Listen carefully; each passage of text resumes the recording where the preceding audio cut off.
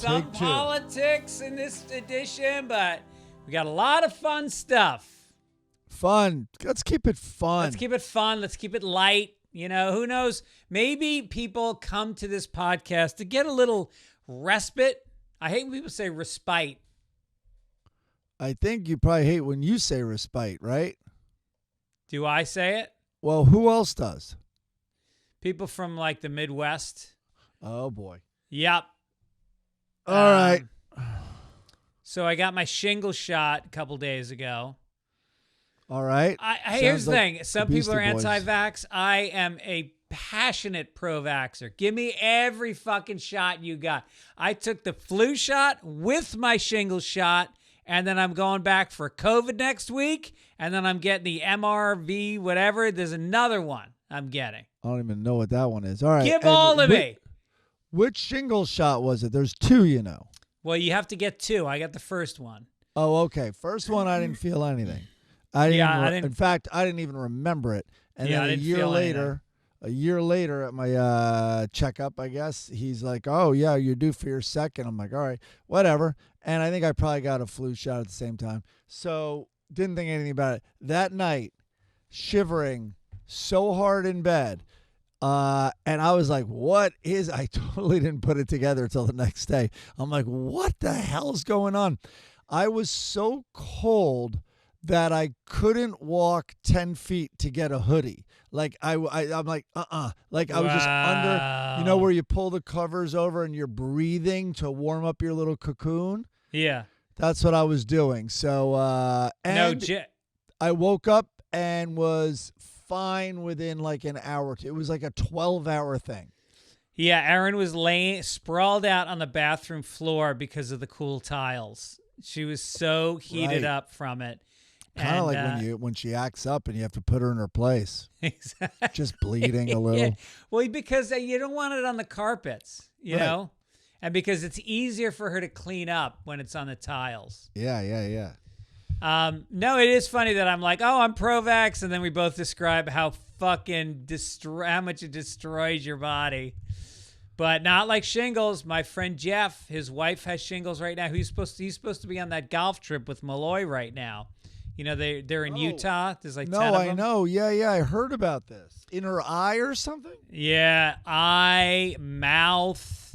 And you can lose your vision. You can literally go blind from shingles. And good Lord. And it's incredibly painful. They said it makes childbirth seem like a 1-hour massage. I don't know how the hell Jeff can possibly stay there and pass up a golf trip when she's in such pain. I know. Jesus. Wow. And I know a few people that have gotten shingles. It's really, I would say if there's one vaccination you want to get, it's shingles. But I think it's over the age of 50. This mic is not working. So I got mine a little early. What do you mean you got yours a little early? All right. So maybe I didn't. Okay. Ran around last night, did 4 shows, did one of them at a early show at a country club, the fanciest country club in LA. They had me come in and man of the people. Well, here's the thing. You go do a show at a country club. When I do stand-up comedy, it's implicit that I am the alpha in the room while I have the microphone. And now you go and you tell jokes to a bunch of billionaires, and they're sitting there in their golf, their expensive golf sweaters, and they've got the loafers with the tassels, and they're not seating in their country club. They're not giving up the power for a second. No, of course not. You're not even, they could have you kicked out in any second. And I walk in and I've got on my little cap, and then immediately, like, the maitre d' runs over. He's like, sir, you have to take your hat off. I said, why do I have to take my hat off? He's like, there's no hats in the clubhouse. Oh, God. And this is the guy. And I've played at these courses. They don't let you have to tuck your golf shirt in while you're playing. And then I was on my cell phone in the back, and the same guy comes over. He goes, sir, you cannot have a cell phone. I go, you can't look at your cell phone in the entire clubhouse? Not a chance. Not in Florida. Not in my dad's clubs. And I just thought to myself, here's these guys who are the titans of industry. They're entrepreneurial, or they inherited a lot of money, probably half and half. But here they are. They're in a position where life is their oyster. They can do whatever the fuck they want. And then they go and they spend $100,000 a year to go to a place where they tell them not to do this and not to do that. It's like sadomasochism. Yeah, no, I know. I think a lot of them, they don't want to see the news, right? A lot of these people in the club, it's a bad reminder that, we're doing evil. Yeah. Well, these guys were very nice guys. Everybody was very polite, and I bombed, but I made a tremendous amount of money, and they kept cutting my time down because the guy who went on ahead of me was not doing well. And so I only had to do like 10 minutes, and they gave me an envelope stuffed with cash on the way out, and I got a nice steak. Look at you. Yeah, it was good. I like it. It's kind of like going to, it's a little similar to going to Saudi Arabia to do a show. Good for you, Greg. Good for you. I was hanging out with Spade last night at the store, and we were talking about all the comics that went. I go, did you get an offer to do Riyadh? And I think he turned it down or something. And I was like, what about like Pete Davidson, whose father died in 9/11?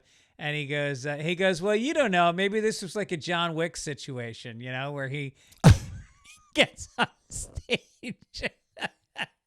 That's a good explanation. Funny. He's so goddamn funny. I mean, we're just standing in the back hallway. It was like me, him, and Dan Levy, I think right? Didn't he write for you at one point? I'm trying to remember. On the Globes, maybe? I don't know. But a bunch of really funny people. Ian Edwards. And I swear to you, everybody talks about that group of guys, Sandler and Norm and Nealon and Schneider, and what it must be like to hang out with them because they're all so funny. And they really are really fucking generationally funny. I mean, like hangs, like guys that riff. I mean, and I've always said Spade's the funniest one. Spade is I remember talking to Norm about that because he was in that group, and it's like Spade is he's just so fast. Yeah. Yeah. He really is agile. It's great. Right. What was I thinking? Yeah, it seems like a bunch of the comics are in a way doubling down instead of maybe being open a little more to that it's not a slam dunk, that it obviously is packed with divisive issues. So that's disappointing, I guess. Well, I don't know. We went through this last week, and I do see that there is. I mean, I see it both ways. I really do. But how do you see it? How do you see it as a positive? Well, I mean, if you take a society that's closed off to any other ideas, and then you go, well, I'm not going to play there with my new different ideas, that doesn't further opening up a dialogue in that country. So I do think there's an argument that you're going in there and shaking it up a little bit. Well, I mean, a lot of them are already, multi-millionaires and all that. It's like, well, then try to organize your own comedy festival over there that's not run by the oppressor. No, that's true. The government paying for it makes it more sus. I mean, well, that's the whole thing. What do you that's the issue. Yeah. This week I remember thinking, it's not a perfect analogy, but it's like early 60s Dylan. So what was Bill of Rights, like 63 or 4 or whatever?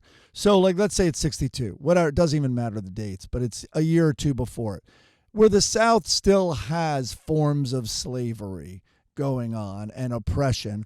And they're like, hey, Bob Dylan, with all your freedom songs, come on down here and play. And Dylan's like, oh, well, what's it all about? It's like, well, the plantation, the whites on the plantation who still are using the black labor and it often still free. You can look through it up. The prison system, they would arrest. No. It's more than that, and you can look it up. That there was still forms of slavery into the very early 60s. Anyway, let's just make it a hypothetical then, and But yeah, the slave owners or the former slave owners and the plantation owners, yeah, they're putting it on. They're going to pay you. There's no world where Bob Dylan does that. There's no world. And by the way, I'm not even putting limitations on them. Let's say they go, hey, you can talk about anything you want. There's no world. Now they say, oh, by the way, you can't talk about us, and you kind of can't talk about the situation here, the most repressive situation, which in the Middle East is the religious, their religion. I don't know. As somebody that plays the Deep South and plays some very conservative Midwestern cities, I don't pull my punches. Like, I go down there, I have jokes blasting Obama, and I do them. I don't, and I get paid by a city that is, I mean, I'm going to Lafayette, Louisiana in 2 weeks. I know, but you know what I'm saying. I'm talking about when oppression is really outrageous, like I'm talking about 1961 Alabama, and I'm talking about the Middle East now. I don't know. To my mind, there's no defending it. All right. Mike Gibbons is on record. It's indefensible. Yeah. It is. What else? How was golf yesterday? I couldn't play because we played paddle tennis the day before, and my knee, I'm getting surgery on my knee in a month, and I fucking blew it out. I literally am hobbling slowly, and I had to go around last night and do 4 shows, get in and out of my Mustang, which is 3 inches off the ground, 8 times last night. Old man Mustang. Oh, no. But how was golf? Golf is fine and all that. Wait, let's talk a minute about, so last week I talked about this weird sensation in my body where I felt hope, and I hadn't felt it in so long. And it was because of these 2 working class candidates. One in Maine, Graham Plattner. Please look him up. And then another guy in Kentucky, and I didn't name the guy in Kentucky, but I told you how moved I was. And I described him that he was dirt poor, living out with his mom. They lived out of a van at one point in his childhood. Somehow this guy puts himself through college and then law school, and then becomes Secret Service for 2 presidents, a Republican and a Democrat. Anyway, this guy, and I said I would talk about him, Logan Forsythe, is in Pennsylvania, and all of a sudden you forward me this good afternoon, an email to you. Yeah. From him, not his campaign.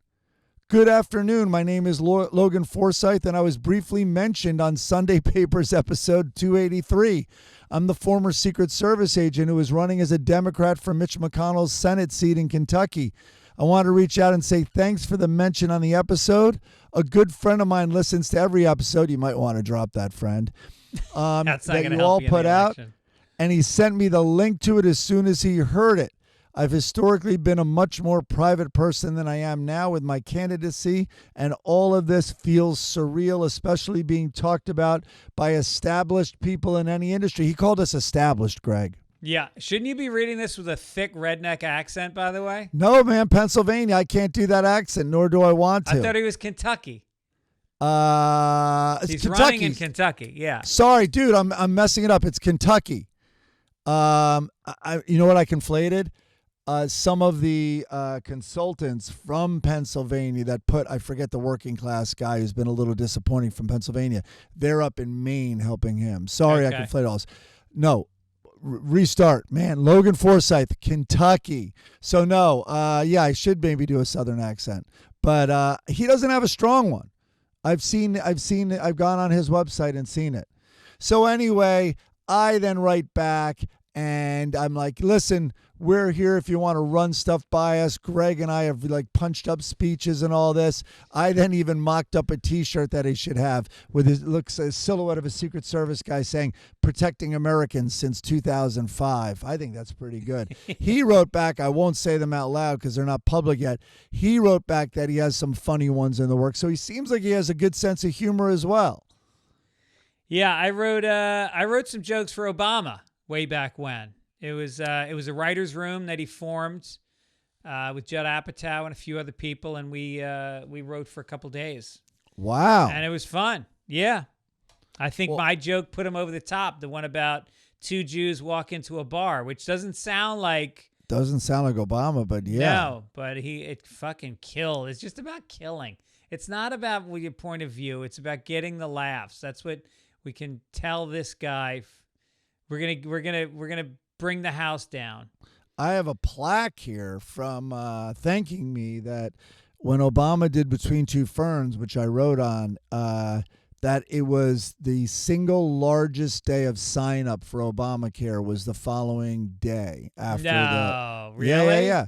And I literally have a plaque. It's over in the kitchen. But I wish I had written, and I think he got some help as well, but I wish I had written the joke, which now is way less funny, but boy, was it funny then, which was when Zach goes to him, how does it feel to be the last black president? Yeah. Well, but Obama approved that joke. Yeah.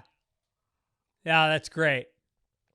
He took a look, and I don't think he cut a single one out. All right, our logo this week comes from... so anyway, support Logan Forsythe, or at least go check him out. How about that? Go check out Logan Forsythe. I think it'll appeal to even the right-wing listeners of ours right now. Go just check it out and see if you're agreeing with a lot of the talking points. I think you might. Jeremy Thrushman did our logo this week. I just texted it to you, Mike, because it didn't show up in the doc. Oh, I listened to the song, though. The song we didn't mention because we do the logo first, then we do the song. But the logo, do you see it? It's referencing my arrest in Alaska last weekend. Look at you. Drugs in a bag. Yep. And you're a little foolish. You labeled the bag drugs. Yeah, looking back, I think that tipped them off. We got a letter from Rob who said, Greg, the logo in the lower corner of today's episode is a watermark showing that Google Gemini created this art. I had Gemini create similar art with zero effect just to demonstrate it has the same watermark in the corner. Maybe on the show you should ask people not to share AI art and music if you want real art and music from humans. I love the show, but as someone who has submitted songs, you've played them all, and who thinks about submitting art, it's discouraging when seemingly obvious AI art and music is used on the show. Which leads us to today's song by Blake Levon, which, as much as it's great, I think it's got to be AI, and we have to... with all due respect and all appreciation to what you guys do, let's try to keep it organic. And why can't people use AI? Because you're the one that always likes the songs that are really from the heart, that is just like one guy and an acoustic guitar. I do, but maybe they can. All right, well, maybe they could use it as a helper, kind of like we do with writing sometimes. But yeah, I don't know. This one sounded like it was in it could have been in a Wes Anderson film. It was very precious. Yeah. And there was a lot of harmonies, and there was a lot of orchestrations that seemed like they wouldn't happen in someone's garage. Anyway, again, we appreciate everything you send us, and please continue to. But we're going to try to lay off anything AI, because I think it's a disservice to the people that spend a lot of their time pouring out their creativity into stuff and sending it in. All right, have you seen the AI explosion with, what is it, Sora? Whatever the new video AI that's been released this week. Yeah, it's crazy. I mean, did you see JFK in Dallas saying, no, the bullet that shot me was from over there? Oh, really? Oh, yeah, and he's telling you where the bullet came from. Oh, my God. Oh, and then there's one where he's in the car, and you see him, and he's eating a burger. He's like, oh, man, I got ketchup on my shirt. Yeah. And then Tom O'Neill sends us his baby picture as a video. Did you watch that? No. What did it do? I saw it. I didn't press play. Tom O'Neill manages to make everything creepy in his pictures and videos. Not to mention that he sends videos to there's 50 people in our group email, and he'll send himself on a night out urinating, from his perspective into different places. Not anymore. Have you heard that? Well, we're letting the cat out of the bag here. He might be taking a form of Ozempic, and it he's very disappointed that he can't drink as much. I know. He feels like he's letting himself down. You'll be out with him and be like, he's like, I can't do it. I can't drink anymore. I just don't want to. I knew something was up when I pulled into the parking lot behind where this podcast used to happen at the Santa Monica Airport. Building is still up. There's my mom's car, my mom's old Camry, beat to shit. And I knew it was Tom. And the reason is because now he drinks so little, he is now driving. Oh, that's a bad sign. Yeah. So corrections this week. This comes from Jack Herman. Wrong to say Paul Simon was criticized for playing in Sun City. I think this is what you had in mind. This is when the PRs must have become worried, for the question gradually switched from all the flattering to the political. The album, which we're talking about, was Graceland, was naturally well received. After all, it was a brave new departure by a best-selling singer-songwriter. Blah, blah, blah, blah, blah, blah, blah, blah. Let's cut down. Anyway, South Africa was still a white-run apartheid state, and many other Western musicians were playing an active role in trying to bring the system to an end. But Neil Simon, Woody Allen, Anyway, the point is he made the album using South African musicians, and he recorded it somewhat in South Africa, but I don't think he played Sun City. Right. Queen did. He also said Neil Simon, not Woody Allen, did Brighton Beach Memoirs. Perhaps you were thinking of Radio Days, Jack Herman. Yes, that's exactly right, Jack. And I corrected. Someone brought that up on YouTube, and I mentioned, you were probably thinking of Radio Days. Yep, that's the fact, Jack Herman. Which was in Brighton Beach. Yes, which is where my wife's father grew up. As a matter of fact, my wife's father was friends with Woody Allen. He used to run around with Woody Allen his whole childhood. Wow. In Brighton Beach. Which is still a very Ukrainian neighborhood if you go there. Speaking of movies, we'll just do it right here. I want to do it before we do the next correction. So we both saw One Battle After Another this week. Yes, we did.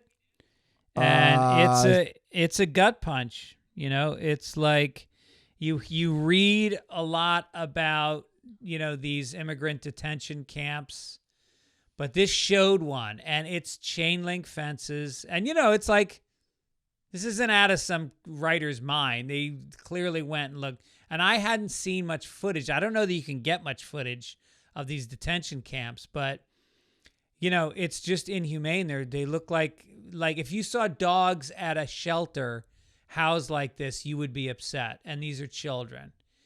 And then you see these fucking aggro former varsity football players from high school that are now bouncers, and now they've got guns and uniforms and masks on, and it's all very prescient because this movie is based on a book that was written by Thomas Pynchon like 30 years ago, if not more. Well, did you enjoy the movie? Very much. You enjoyed the gut punch? Well, I felt like good art does that to you, and I feel like Paul Thomas Anderson makes art. He makes movies that are upsetting, that are uncomfortable, but the execution is so good and the writing is so good that at the end of the movie, it's like, I think somebody on our text chain, it might have been you, was like, I need to take the rest of the night off and think about what I just saw. No, that wasn't me. Yeah. I liked it. I mean, it could have been a little shorter. All of his movies can. But it's one of those, like when I saw Once Upon a Time in Hollywood, I knew I'd see it again, and I wanted to. It had so many scenes that you just so enjoy. You're like, oh, I'm watching that again. And I had none of those feelings with this movie. I'm not saying it was bad at all. It's incredible filmmaking. Sean Penn is incredible. Really, everyone's incredible. Yeah. I thought Leo oddly was sort of similar to his character in Once Upon a Time in Hollywood. Yes. Like the beating himself up scenes where he's alone. There's a lot of those. Now, I love Leo, but I don't think he's in the conversation when you talk about the greats that have, dominated cinema over the last 15 years.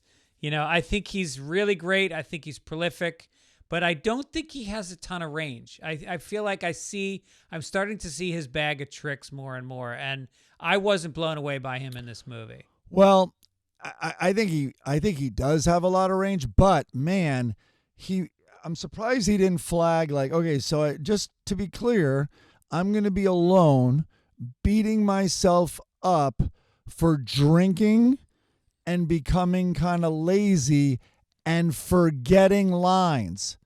Yeah. He forgot this password and he's like, come on, man, I've been drinking again. And like that is exactly his solo alone tantrum in Once Upon a Time in Hollywood. And of course you could point out like subtle differences, and it is a different character, don't get me wrong. But there's a lot of overlap there, and it's like that's not helping.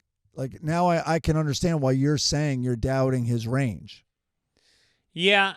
I shouldn't say that. He does have range. I guess it's more that, like you said, I've seen certain bits played out before that he's done. His ultra hysterics are too much sometimes. And how about the SNL writer who's one of the what's his name? Norm's writing pal on all the OJ jokes. Frank Sebastiano? No. At SNL. Gee, I'm looking him up now. Anyway, he played one of the racists.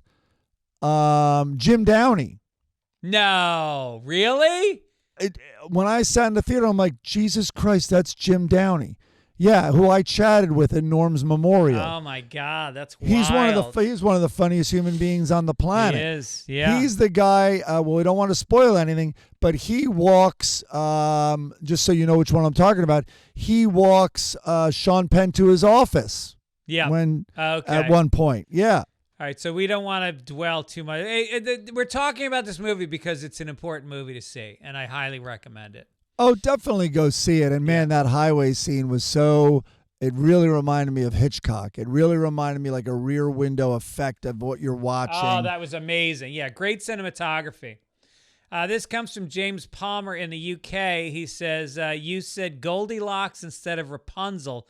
I got this message from about 15 people when talking about that Harridan witch Meghan Markle.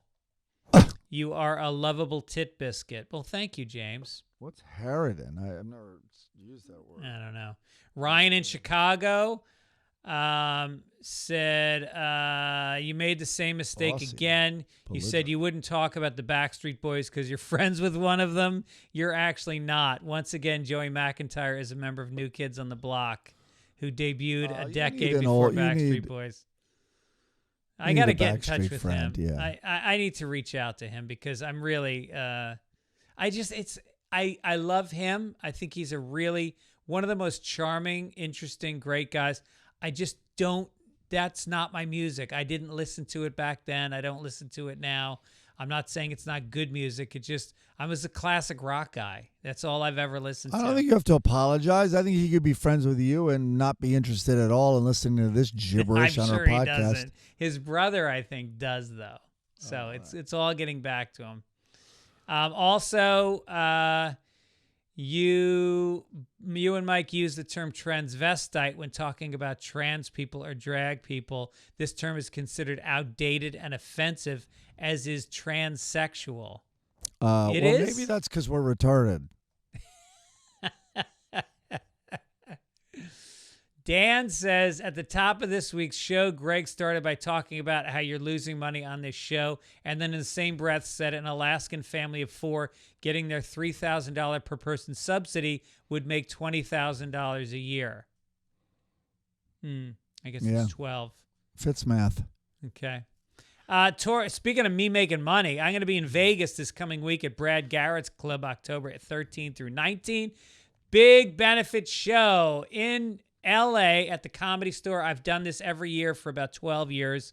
Best Buddies is a group that's close to my heart. It's for people with intellectual disabilities, Mike. And we'll be at the Comedy Store October 30th. It's going to be Andrew Santino. It's going to be Craig Robinson. It's going to be Annie Letterman, Ron Funches. Mike Gibbons going to do a short set. Wow. It's going to be unbelievable. All right. And who's the audience? Man, all right, now I'm nervous. What do I have to start writing? It's always a very cool audience. Everybody kills. I'm not asking that. Are any of the kids or any of the people or any of the buddies? Why do people say kids? Who said they're kids? They're adults that have disabilities. Everybody always looks at them as children. Easy, kid. But I changed it to buddies. Are any of the buddies in there? One of the buddies is a guy that I've mentored for a lot of years, and he does the show every year, and he has autism. Oh, Santino? And he does and he does a set on the show, and I'm telling you, you've seen him, right? I don't think so. He does great. It's very inspirational. But otherwise everybody else is not disabled. Challenged. We're going to be at the Den Theater on November 8th in Chicago. This date just announced. Appleton, Wisconsin. One night at the Skyline, November 9th. Lafayette on November 12th. New Orleans, Skank Fest, November 14th through 19th. Phoenix, this just announced. The Desert Ridge Improv, November 28th through 30. San Francisco Punchline, December 11th through 13th. Go to fitzdog.com, get some tickets, come out and see some live comedy. Mike, do we have something to crinkle? Oh, man, I got paper right here. Let's go to the front page. Okay. Sometimes I feel like Joe Buck when I get a little too smooth with my broadcasting like that. I wouldn't worry about it. All right. I wouldn't worry too much about being mistaken as like too professional. I wouldn't worry at all. All right, this first story is about the halftime show, which involves Charlie Kirk. Before we start, though, I will say this week, I'm not a conspiracy theorist. Not at all. I like entertaining. I like entertaining things. I like when it's a good story. I like entertaining things. But here, I think I speak for most of our listeners when I'm like, you know what? Just shut everybody up with this Charlie Kirk thing and like find the bullet, I guess, and then connect some of the dots, will you? Because you even have me like so much of it doesn't add up. No bullet. You've renovated the crime scene. The Dairy Queen that had a timestamp of the alleged killer is gone now. There's no autopsy. There's no death report. Now, I was talking to Tom O'Neill about it, who I consider an expert in these matters, and he was like, well, you don't understand. The police sit on a lot of things, so they might be sitting on a lot of these things like an official autopsy. You know what I mean? You don't know. But man, but they don't want to quiet it because it's attention that's not on the Epstein files, which the more I learn about the Epstein files, it really, the tiniest story is that in there Trump will be with young women. That'll be secondary or third or fourth down the rung of what could be learned by the Epstein files. Well, that's all sounds very opaque, Mike. I don't know what the fuck you're talking about. Because I am not that he's owned, that the President of the United States is owned. By who? But, who owns him if the Epstein By the way, I'm looking Israel. I'm looking at the we're split on the video. Okay, good. Lately we've been just single framed, like whoever's speaking is on the frame. And people, you can't seem to change that because when I go in to look at the make a promo, it alternates whoever's talking. I know, but right now as I'm looking at it, it's a split screen. We're both on it, but then when it records, it's only one at a time. So I don't know how to fix it. If anybody knows how to do that, let me know. All right, let's get to the halftime. Charlie Kirk's Turning Point USA sets All-American halftime show in protest of Bad Bunny's Super Bowl performance. The right-wing organization, which was founded by the late Charlie Kirk, posted about its All-American halftime show on social media, writing, "Performers and event details coming soon." Why do they call somebody who died late? Does that mean that, like, there were like events that he was supposed to show up to after he died and he's late to all of them? I think he's just late to meeting his maker, you know? Oh, okay. The post links to a survey that allows people to select which music genres they would like to be featured at the big game, including, you ready? This is a category, anything in English. I mean, that's the joke I would have written. Yeah. That's real. Yeah. Then there's Americana. There's worship. It also lists hip-hop, despite Kirk once advocating for people to, quote, stop listening to rap music and this degenerate hip-hop stuff, end quote. It's unclear. It's unclear how and where Turning Point's counter-programming will be heard, but viewers would have to turn off the Super Bowl broadcast and switch to the All-American halftime show, which will celebrate faith, family, and freedom, according to the website. So there have been a lot of comedians talking about like how black the Super Bowl halftime shows have gone. And like last year's was pretty like a lot of inside material and jokes between these warring hip hop guys. And they're like, okay, time to throw us a Tom Petty-like halftime show at this point. And they're like, nope. In fact, this one won't even be in English. Yeah. Yeah, I know. And literally, like, some of the best halftime shows in history have been Latino. Gloria Estefan. Estefan? Jennifer Lopez, Shakira, Bruno Mars, Christina Aguilera. Maybe Charlie's People Don't Want Bad Bunny singing I Will Survive. Oh, is that what it is? I don't know. I've just tried to think about what they had a problem with. You know, Bad Bunny's already been on the Super Bowl halftime. That's right. He guested on it. You know what I think? You know what Turning Point should have? Adam Levine. Take that waste of space. Why don't you put him on? That was the worst Super Bowl halftime of all time. That truly was. He is so fucking overrated. He is so milquetoast and lame and boring. And, I mean, he's sort of fading a bit. I don't think you hear as much about him anymore. But, boy, he had a minute over the last 7 or 8 years. I think, remember how then it was in L.A., the Super Bowl, and within seconds they basically built Compton, you know, and the city was there, and then it was Eminem and Dre and everybody. Ice Cube. Rapping in this city that was formed. I think Bad Bunny should choreograph ice raids. I think he should build little neighborhoods and show while he's singing, because I need to see something. I'm not going to understand a word of his songs. Yeah, there was a failed ICE arrest that went kind of viral the other day, and this guy, he was a Latino guy, wasn't even in shape, big belly, he's wearing flip flops, and these two massive ICE guys could not get him in the van. Right. And the thing is, like, and they talk about how people are attacking ICE agents. There was a crowd of people. They stood around. Not one of them touched an ICE agent. Not one of them blocked anybody's path. They just stood there and cheered for the guy, and he wore the two of them down. It went on for 3 minutes in the middle of traffic, and cars are just driving by honking, and eventually they gave up and they got in the car and left. I think people should. I mean, I know the tow trucks are doing their part. You know, they're towing the ICE when the ICE parks illegally, which of course they're parking illegally everywhere when they do a raid, usually illegally. I think everyone should just surround them with cars and then pretend to lose their keys. Right.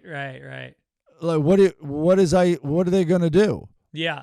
I mean, I think in the 60s people would do sit-ins. Like, in other words, they would just all come and lay down all around the raid. Tiananmen Square, man. Yeah.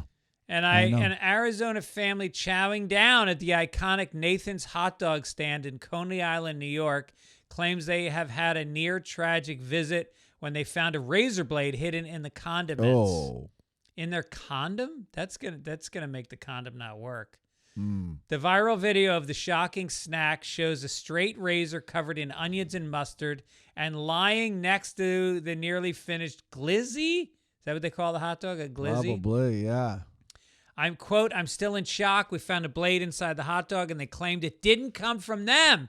The woman said, Ugh. No, it couldn't have come from them because none of the employees have shaved in the last 2 years. At least it's distracting from what's in the hot dogs. Isn't the first rule of hot dogs don't ask what's in a hot dog? Right. You don't want to know how the sausages are made. Yeah. Maybe there's a razor blade in there sometimes. I think maybe it's just knowing your customer. If you have somebody who's eating one of your hot dogs, there's a good chance they're suicidal. They don't care about their lives. You're just helping them along. I'm waiting for the razor blade eating contest on Coney Island next year. Oh, yeah. There'll be people lined up to do it. A Chicago pastor is suing the Trump administration after ICE agents shot him in the head with pepper balls. Reverend David Black, the senior pastor at the First Presbyterian Church of Chicago, was shot right in the face with a pepper ball by an ICE agent standing on a rooftop above him while he was protesting at the Broadview ICE facility. Black can be seen with his arms spread wide, praying at the masked armed agents above him before being shot in the head at least twice and falling to his. Well, I can tell you, as growing up Catholic, there was many times I would have liked to shoot the guy that was praying in front of me in the church. Black said he could hear ICE laughing at what happened. Quote, I invited them to repentance. I basically offered an altar call. I invited them to come and receive that salvation and be part of the kingdom that is coming. The lawsuit hinges on ICE infringing upon protesters' First Amendment rights of freedom of speech and religion, as agents have displayed a pattern of extreme brutality aimed to silence the press and civilians. Yikes. So there was another clergy member, Beth Johnson, that was fired on while singing We Shall Overcome. All right, I get that. I hate that song. And then United Methodist pastor Hannah Cardin was also shot with pepper balls. Online MAGA has dismissed him as Antifa for his vocal support of equal rights in Chicago. I mean, listen. Calling the clergy, calling the Catholic Church Antifa is pretty rich. I think they might be the most fascist organization ever. If you define fascism, which most people do, as a far-right political ideology marked by extreme nationalism, a dictator, and the violent suppression of opposition, you just described the Catholic Church. Right. So, come on, they're on your side. First 3 commandments are all about opposition to you worshiping anybody else. Right, exactly. Come on now. Also, I'm a little tired of these tough, rugged Republicans calling us snowflakes. They're scared of a dozen they're weak little Democrats standing on the corner with signs. They're getting fucking shot. And then they're calling this an insurrection. Cut the shit. This is called manufacturing a crisis. Because when you do, you can put everybody's civil rights on hold and then do whatever the fuck you want. This is classic fucking fascism. So let's just stop. We have. Did you just see a text that came in to you? We sadly just got handed our obituary. Ooh. Yeah, Diane Keaton died. No. Was she sick? That's kind of hitting me hard right now. Yeah. Oh, wow. No, I don't know anything. I mean, she's 79, which is older, of course, than I thought she was. But oh man. Yeah, that's a shame. The cause of death is unclear, but What a legend. All right, we'll get to that later. All right. All right, so this is a weird one that you try to clarify, and I added some details, but a high school football team travels 500 miles, loses, and gets pepper sprayed by the cops. Mere minutes after a closely contested high school football game between the Washington Tigers and the Cardinal Ritter College Prep Lions, it ended in Massillon, Ohio. I'm sure I'm pronouncing that wrong. Several police officers rushed onto the field and sprayed pepper on the Cardinal Ritter players and coaching staff. They did not appear to spray any on the home team. The police department, so then I looked up some things. The police department took drastic measures over high school players having a disagreement on the field following the game. There's video of this, and I don't think it was showing fighting. And then Cardinal Ritter College Prep, little factoid here. Cardinal Ritter College Prep is the only all-black Catholic high school in the United States. Wow. That might have something to do with it. I don't know. That is a bad optic. That does not look good. They made they are a prep school, though. They're a college prep school, so this will prep them for when they're pepper sprayed at Columbia University for protesting against Israel. That's what it is? Yeah. That's why it's a prep By the school. way, I guess this was the week to pepper spray Catholics. Yeah. These players should be glad they weren't shot in the head like the priest in Chicago with a pepper ball. Oh, and dude, this is videotaped by 50 different people, so there's not like there's not gonna be evidence in court. Yeah, they traveled 534 miles to Akron, Ohio, and I guess it was a much anticipated showdown. Washington won the game 28-14. It's not that closely contested, but the police response was it quickly overshadowed the outcome. Yeah, boy, the players. I mean, those police were into it. Well, I wonder if they'll schedule the game for next year. Right, and it's going to be in St. Louis. That'll be interesting. I bet they forfeit. I would say this is how you launch a great rivalry. You know, Babe Ruth leaves the Red Sox to go to the Yankees, and that becomes one of the great baseball rivalries of all time. This way you pepper spray the minority other team, and things get a little heated up next time. I think I'm watching it next year. Who's not rooting for St. Louis next year? Come on. All right, give me a crinkle. We're going to the ethical question. Here we go. All right, Mike, Okay. you live in Santa Monica. There are homeless people. We don't know their backgrounds, but in this case, you do know the background of a homeless guy in your neighborhood who is a child molester who has gotten out of jail twice on technicalities. He's creepy to kids in the neighborhood. And one day you come out in the alley behind your house and he is out there and he is suffering some kind of a seizure. Do you pick up your phone and dial 911, or do you continue walking down the dark alley? Oh, it's dark. Yeah. I mean, I know. Do you give mouth to mouth? Do you give assistance? I don't give mouth to mouth. I think I don't know if I'd give mouth to mouth. That's a good ethical question. Would I give mouth to mouth to a someone I have tremendous questions about, and they're homeless and dirty and all of that, say? So, ramp it up to make it a good ethical question. Ramp up all the barriers that I'd face. All right, well, let's make that a separate ethical question and focus on whether you would get aid for this gentleman who is writhing in some sort of state. I think I would. I don't know CPR that well, but I think I read that one of the first steps is you cut off their balls. and then you do chest compressions. Yes, that's right, because the balls they're draining blood from the system. You just relieve the pressure. Brain. So I would call 911 first, and they'd be like, get here. This guy is in super rough shape and I believe about to bleed. And then I would cut off his balls, and then I would do chest compressions and try my best to help the guy. Yeah, I like it. All right. Yeah. So that's my answer. Let's get to entertainment. Here we go.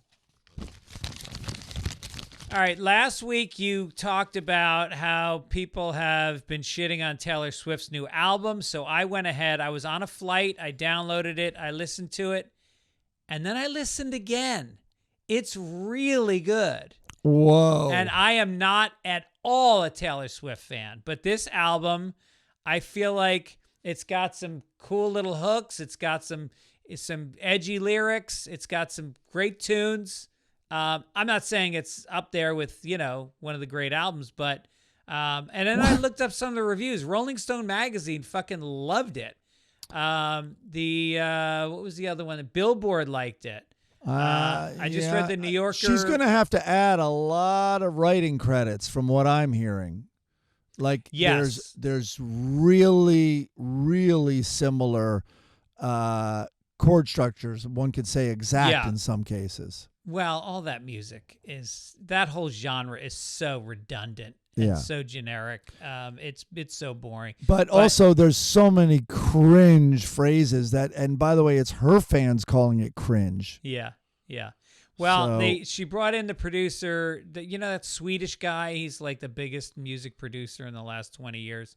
She brought that guy in, and apparently he wrote a lot of it. So blame it on Sweden. Oh.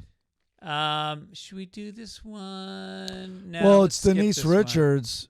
My thing was, I guess she was abused by. There's allegations of abuse from. I didn't even know she was in the Beverly Hills Housewives or whatever, but from her new husband. And my only take on that was I just saw her crying, and it was a tender moment during the. Have you seen the Charlie Sheen documentary? Yes.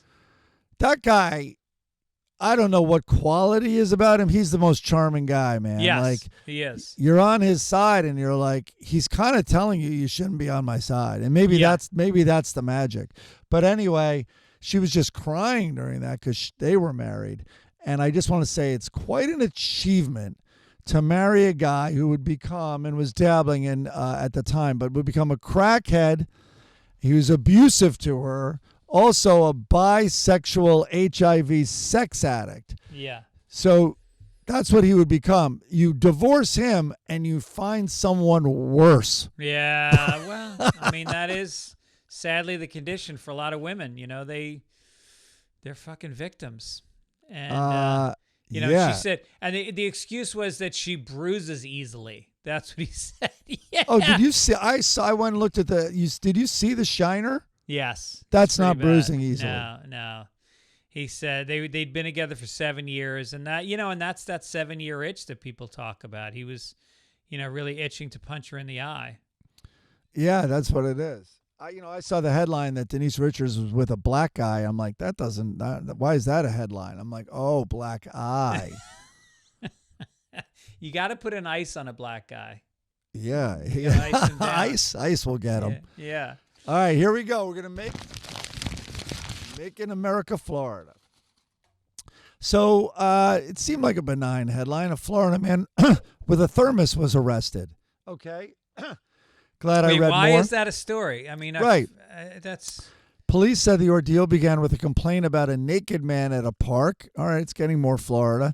When the deputy arrived, he said Walter Freimeyer, 51, had all of his clothes on, so the deputy escorted him out of the park. Freimeyer had 25 prior arrests and had been to state prison 5 times. The sheriff explained that all arrestees are put through a body scanner to make sure they aren't trying to bring guns and knives and drugs into the jail. Judd said Freimeyer was bringing a thermos into the jail up his ass. Oh. That's right. This is a quote. That's right. He put it up the exit ramp. You know what I mean? The sheriff said with a knowing look in his eyes. We do, Sheriff.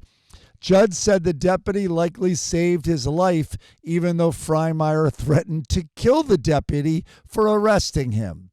Quote, we had to take him to the hospital. They had to find a specialist. It was quite the ordeal, but he's thermosless in the county jail today.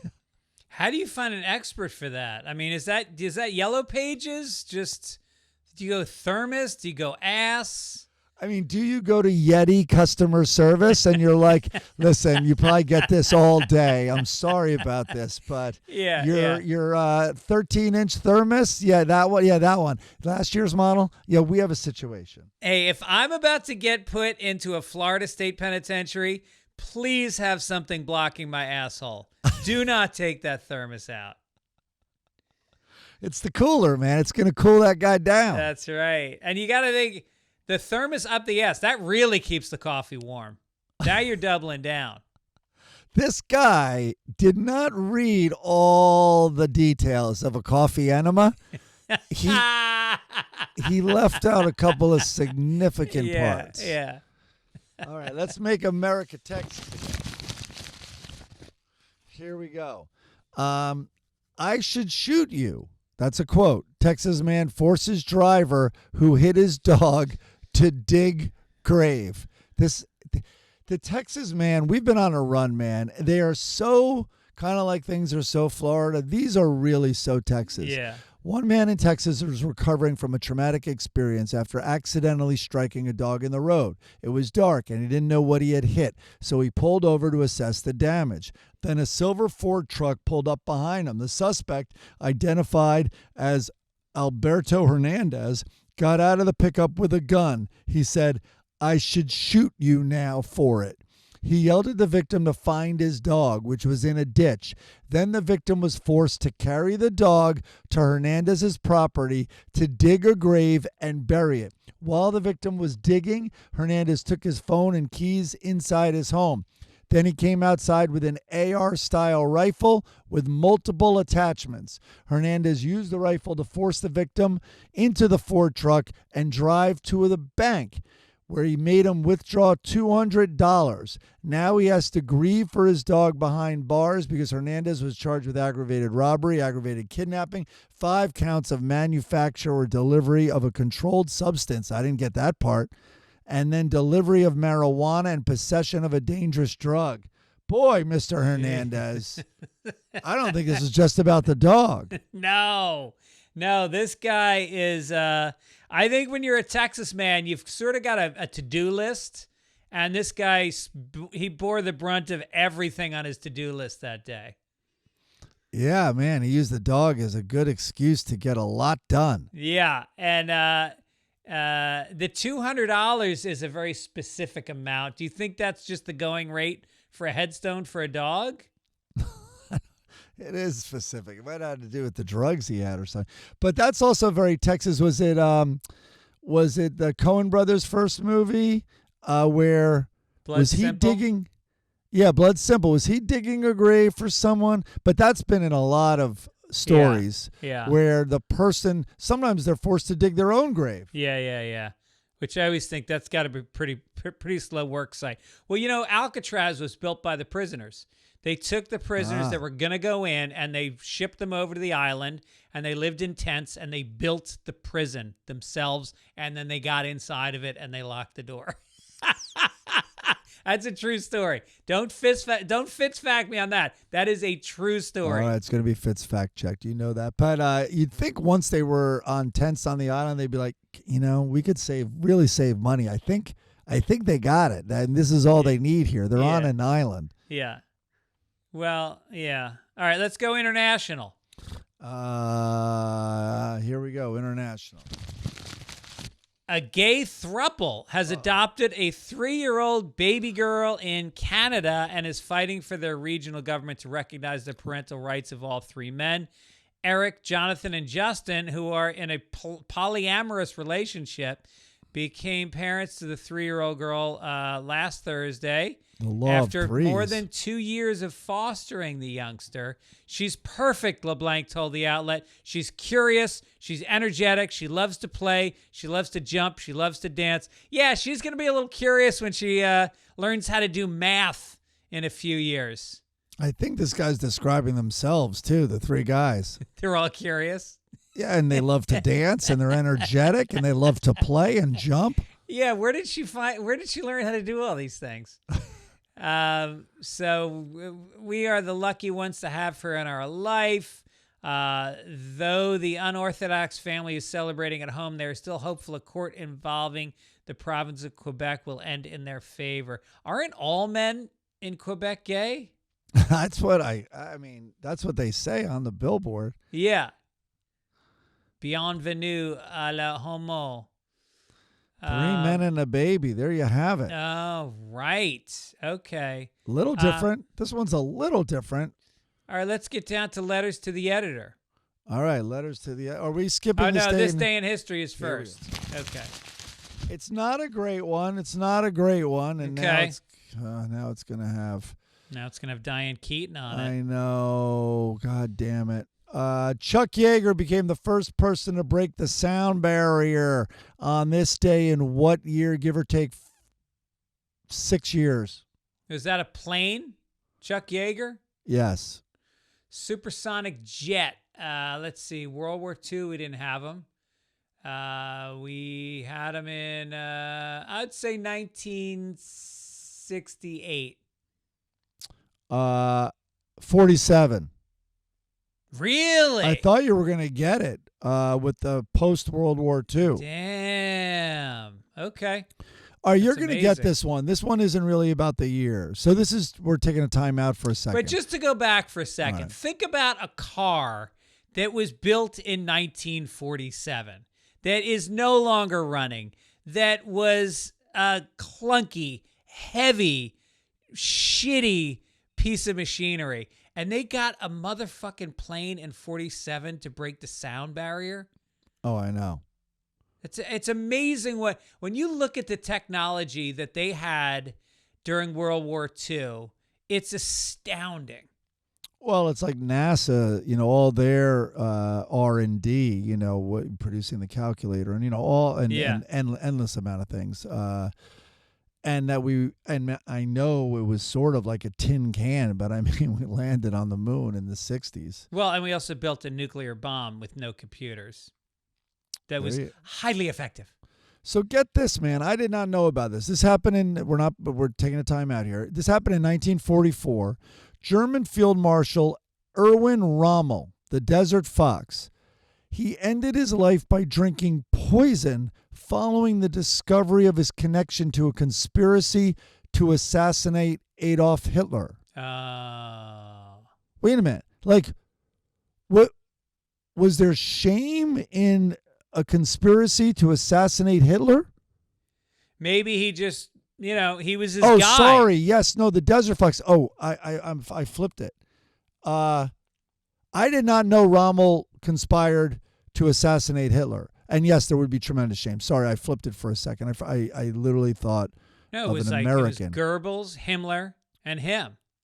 They were the guys. Wow. I want to know more about the Desert Fox turning on Hitler. Damn. Little late, 44. A little late to turn on him, I will say. Yeah. It's kind of like Italy, who's now like, oh, we're not on their side anymore. Right. It's like saying the Patriots suck now. Okay.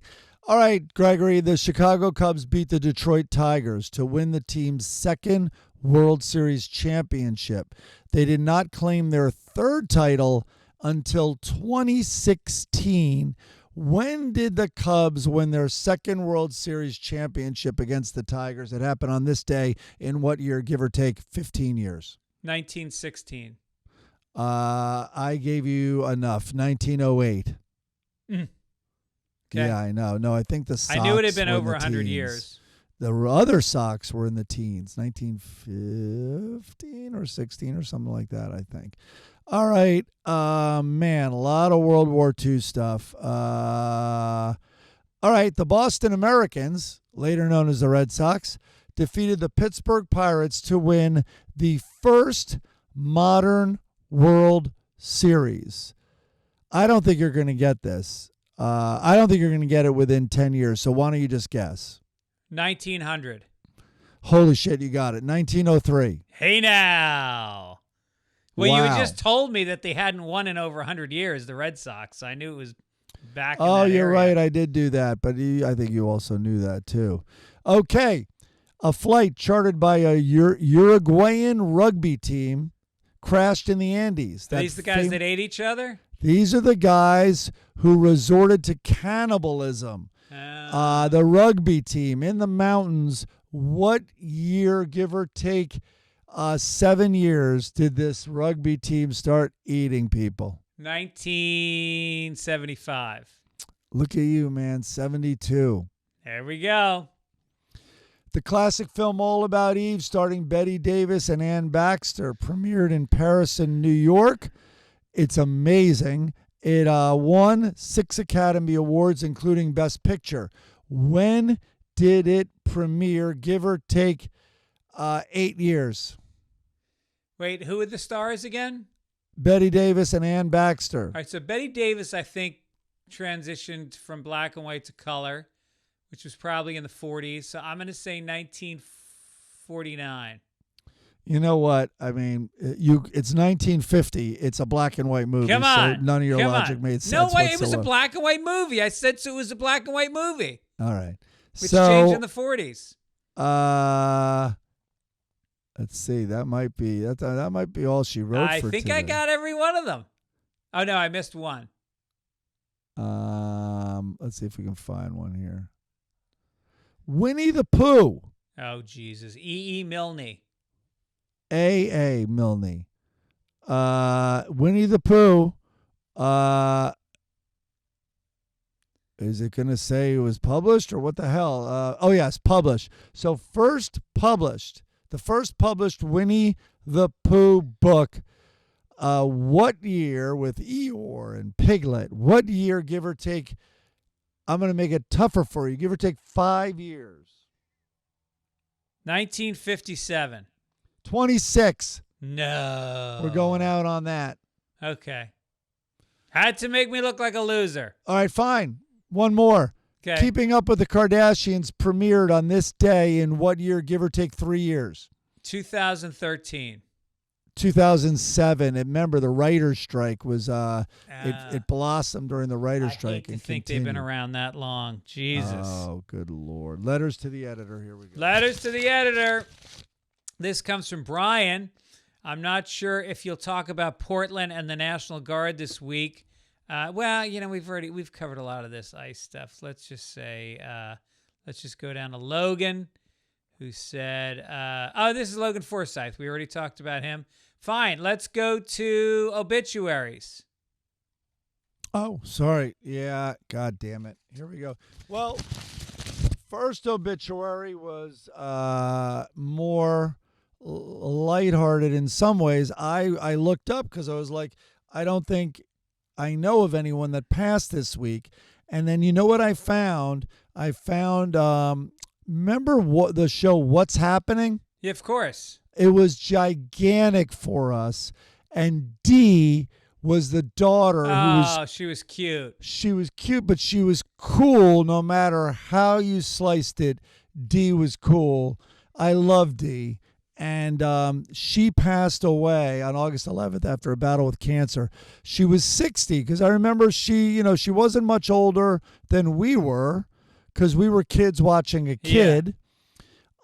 But listen to this. The untimely death is really hard to process. Okay.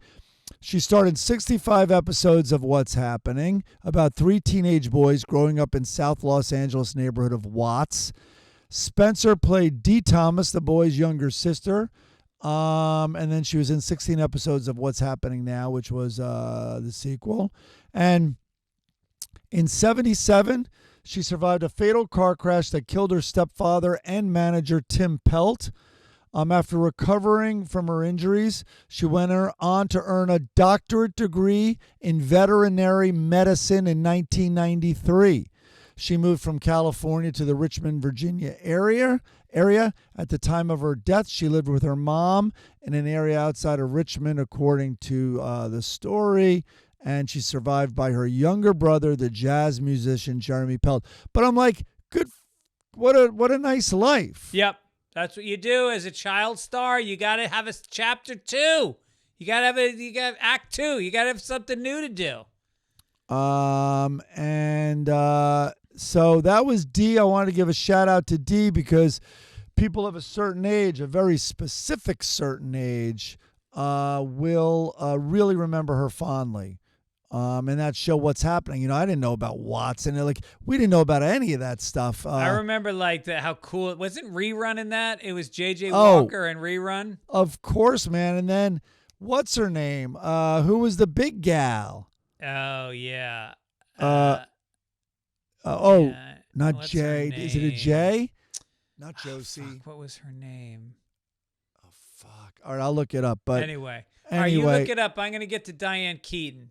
All right, yeah, I found the headline here. She was in Father of the Bride, First Wives Club. She dies at 79 years old. Obviously, we remember her from the Godfather films, where she was such a fucking texture of that movie. She gave it the feel that it had. She won an Oscar for Best Actress in Annie Hall in 1977, one of the great movies of all time. She was, let's see, born. Shirley, but do we have the wrong? Shirley Hempel? Yeah, how do you know that? Yeah. I think she was a comedian. Wow, North Carolina also. Okay. She was, I don't think she ever had kids. High school plays. This is the People magazine article. These are always fluffy. She had bulimia. And when she was doing Alan's Broadway show, Played Against Sam, she received a Tony nomination for the role, but told she was fat. And then let's see what else. Sorry, we're reading this on the fly, but it just happened. She was in Played Against Sam with Woody Allen. She was in Sleeper, Love and Death. She was in at least 6 Woody Allen movies. Yeah. Interiors, Manhattan Murder Mystery, and of course, she is Annie Hall. Yeah. She defended Woody Allen in the sexual abuse allegations. Reds, don't forget about Reds. What about Looking for Mr. Goodbar? That was amazing. She had such range, but listen, I don't think my daughters are willing to watch a Woody Allen movie, believe it or not, at this stage. Oh, my kids love it. We've been watching a lot of them lately. But you have to understand, so the most talented men in the world were amazed by this woman. And obviously the most talented people, but I'm just speaking specifically of people who just fell head over heels in love with her and wanted to put her in all of their art, and super high art, from Godfather to Reds to Annie Hall. She won the Academy Award for Annie Hall. If you have not seen Annie Hall, it's one of those where you are just realizing you're seeing someone so incredibly unique. Yep. And they steal the show. And I went to acting school in New York at the Neighborhood Playhouse, and she was a lot of big people came out of the Neighborhood Playhouse, but she was taught specifically by my teacher, Richard Pinter, and she came into class one day and just watched us, just hung out, made a few comments, watched us. It was like the biggest thrill. I was there for 2 years. It was like the biggest thrill. Yeah, I mean, just for Annie Hall, Academy Award, BAFTA, New York Film Critics, National Society of Film Critics. She won everything, and she deserved it. She did have 2 children. Okay, never got married, though, but she did have 2 children, but she But what a horrible thing to say. And I should say, and she adopted them, not but, as if they're not as important. but she didn't go through childbirth. So she had that going for her. I never saw Something's Gotta Give, but she got her second Golden Globe for that. But anyway, I'll just tell you, I mean, the la-di-da, she's a style icon. Again, it just points to this unique spirit. Like no one dressed like her ever before she just would appear in these outfits. Yep. And my feed obviously knows I like her, and these scenes come up from Manhattan and Annie Hall and all this, and geez, we lost an incredible icon. All right, well, rip Diane Keaton. All right, let's cheer up. This is a time we really need to cheer up. A different way. All right, here we go. The comedy caption contest. We gave you one last week, which was a telescope. It's like a planetarium, but the telescope is faced down towards a little village. So the telescope is up on a hill, the village is in the valley, and the lens is aimed at the village. Rich Butchko said, after losing it earlier that day, Carl Sagan refused to stop searching for his missing contact lens. Michael Jujinski said, peering directly into the kitchens of immigrants, ICE and Space Force team up to form Spice Force. All right. Maz said, because no intelligent life was found in the universe or Earth, the telescope had lost its boner. I kind of like that. Kevin Robinson said, I see Uranus and your wife's anus. That's great. There, right to Greg's sweet spot. Kelly Hatfield, zoom in on the second house on the left. Code newlywed. Anthony Sexton. Oh shit, that's Sydney Sweeney. All right. Dan said Greg really got into astronomy right around when the Bumsteads moved to Venice. Okay. Tim Daniels said before Halley's Comet, there was Halley's restraining order. I kind of like that. That's good too. But I think I like the losing its boner because it does look sad. Yeah.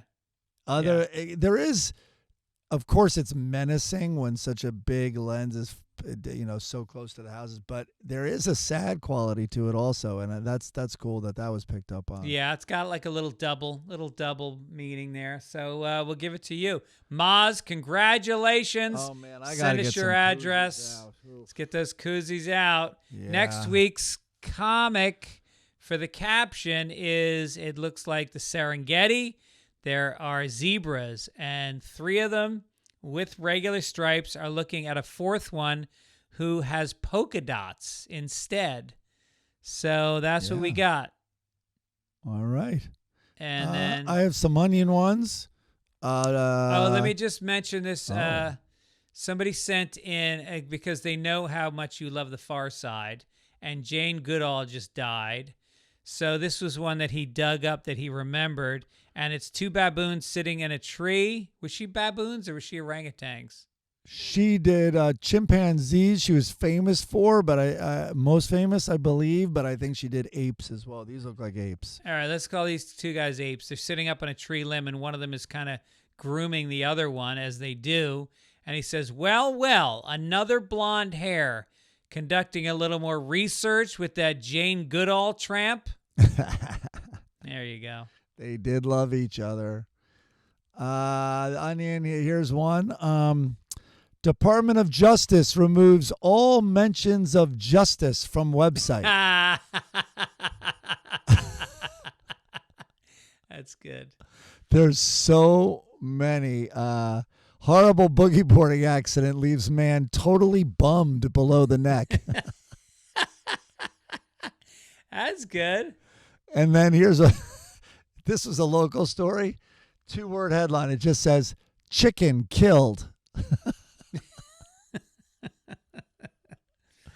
All right, let's go to the pros. Hagar the Horrible by Dick Brown. First, this is a long one, so I'll kind of skim through it. The mother and the daughter and the kid are saying to Hagar, let's go to the fair. and the wife says, "I'll buy you a beer," and then all of a sudden there's a horse ride that you can rent. So the daughter goes, "Daddy, that beautiful, sweet Icelandic horse deserves a better life." And Hagar goes, "You're right about that, hon. Leave it to me." So Hagar hits the what do you call that? The hammer thing? Yeah, with the bell, sending it up. The bell. And then he comes over. I don't know what that has to do with. Maybe he just scared the guy into giving him the pony. So now the daughter, who's smoking hot, she's like a Neanderthal blondie, and now they're driving home on a horse and carriage, and the daughter has the horse in the back, and she's spooning him, and she has her arm around him, and he goes, "Now we have a new plow horse." Yeah, he's gonna be plowing your daughter. I mean, it's it's totally sexualized. Are you kidding? There's a heart sign above her head. Yeah, I mean, the horse looks satisfied. This is the 1100s. This was a romance back then.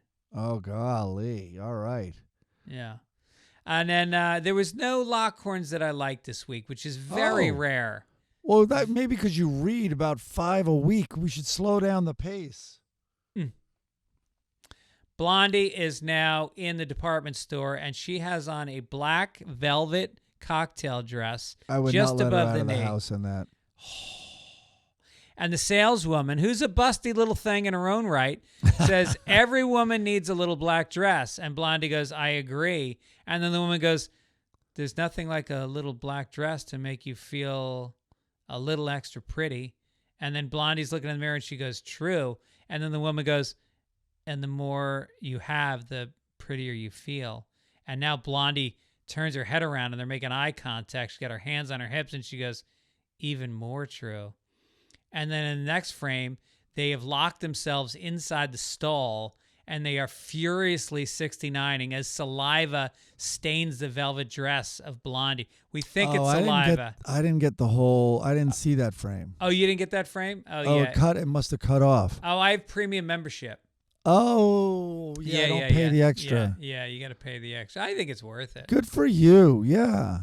Don't forget, folks, Las Vegas this week. Come out to Brad Garrett's. Don't forget the Best Buddies Benefit in L.A., October 30th. Andrew Santino and Craig Robinson and a host of others. Yeah, wow. I got to think about what I'm going to do up there. Yeah, I want to help the Best Buddies. Okay. Anything you want to promote? Yeah. I started watching Task. Oh, yeah, I'm watching Task. So far, so good. No, don't say anything because I'm like barely in episode 2. But boy, they get you at the not much. It's a big build, episode 1, but at the most shows, you gotta end with a leaving the people saying, "I gotta watch episode 2," and that's what it did. It did that very effectively. Well, I will only talk about the first episode or 2, but they front load the fucking story on this series. Like, you literally after the first one, you go like, "All right, how is there 7 more episodes of this?" Yeah, in terms of where they are in the plot. Also, I'm watching House of Guinness right now, which is made by the Peaky Blinders guy. Oh, it's all right. It's Peaky Blinders light. None of the characters is really popping that hard like they did in Peaky Blinders, and the guy is very into like steam and open fires in the alleys. It's like, all right, that's a lot of Peaky Blinders too. Yeah. Gotcha. All right. Thanks for listening. Take care. Happy October, man. It's fall. It's officially fall. Enjoy your Oktoberfest. Get it on. Take it easy. Take it easy. Front page obituaries, ethical question. This day in history, funnies, corrections. Entertainment and sports. Make America fly.